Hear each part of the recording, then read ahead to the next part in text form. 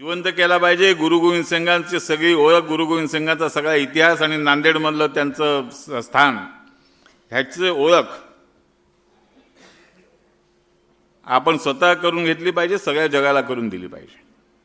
सगळ्या जगातून सर्व प्रकारचे लोक या ठिकाणी येऊ शकतात, येतील, एवढं महत्त्व, एवढं महात्म्य गुरु गोविंद सिंगांच्या व्यक्तिमत्वामध्ये आहे। आणि आपण या महानगराच्या माध्यमातून, महानगरपालिकेच्या माध्यमातून ते नक्की करू शकू।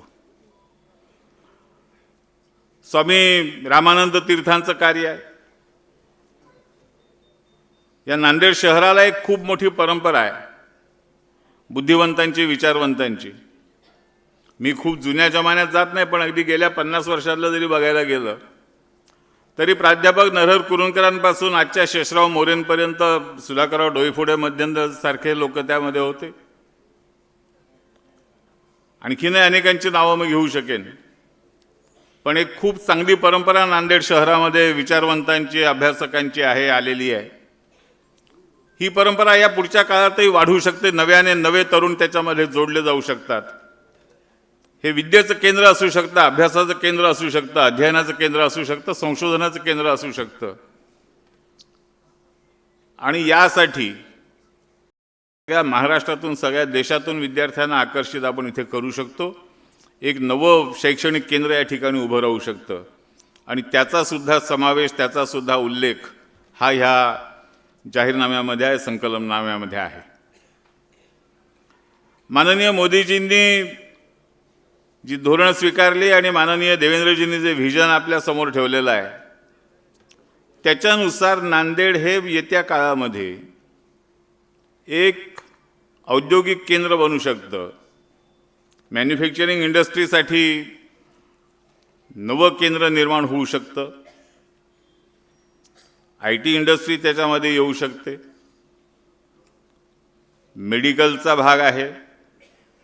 आणि या सगळ्यांच्या आधाराने शहर अधिकाधिक मोठं, अधिकाधिक विकसित कसं होऊ शकेल, याचा एक अतिशय चांगला आणि व्यवहार्य, हे स्वप्नरंजन नाही आहे म्हणून मी स्वप्न म्हटलं नाही, आराखडा म्हटलं। हा आराखडा या ठिकाणी आम्ही आपल्यासमोर मांडला आहे। जाहीरनामा समितीचा प्रमुख महाराष्ट्राचा या नात्याने मी आमच्या सगळ्याच कार्यकर्त्यांना सांगत आलो, आमच्या संतोषरावनं सुद्धा मी म्हटलं होतं की जाहीरनामा फार मोठा करू नका, होता तो सुटसुटीत करा, कारण फार काय कोणी वाचत नसतं। पण तरीसुद्धा हा जाहीरनामा मतदार वाचतील याची मला खात्री आहे, कारण त्याची मांडणी अशा पद्धतीने केली की तो वाचावासा वाटेल, बघावासा वाटेल। आणि दुसरा यातला एक म्हणजे सुटसुटीत छोटा जाहीरनामा करा म्हणताना दुसरा त्यातला एक मुद्दा असतो की आपण एकदा जाहीरनाम्यामध्ये छापून दिलं की महापालिकेच्या आणि नगरपालिकेच्या मतदाराचा आपला रोज संबंध असतो। निवडून आलो की तो जाहीरनामा घेऊन मतदार आपल्याकडे येतो की तुम्ही हे बोलला होता, करा, काय केलं। पण इथे ही अडचण येणार नाही, कारण इथे अशोकरावांचा संबंध आहे आणि माननीय शंकरराव हे तर हेडमास्टर म्हणून महाराष्ट्रामध्ये प्रसिद्ध होते। त्यांचं काही ना काही अंश, गुण हा अशोकरावांमध्ये सुद्धा आहे, त्यामुळे तेही हेडमास्टरची छडी घेऊन निवडून आलेल्या नगरसेवकांकडून ही कामं करून घेतील याच्यावर माझा पूर्ण विश्वास आहे। आणि म्हणून हा संकल्पनामा आज आम्ही आपल्यासमोर सादर करतो। याचं प्रकाशन झालं असं मी महाराष्ट्राचा जाहीरनामा समितीचा प्रमुख या नात्याने जाहीर करतो।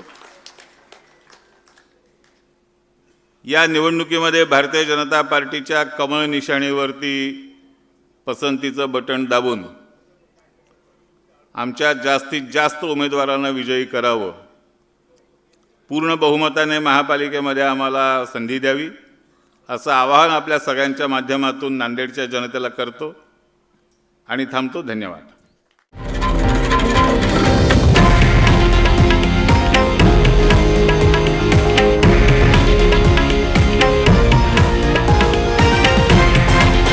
हे आहे देशातील नंबर 1 न्यूज नेटवर्क आणि आपण पाहत आहात TV9 मराठी, एकमेव।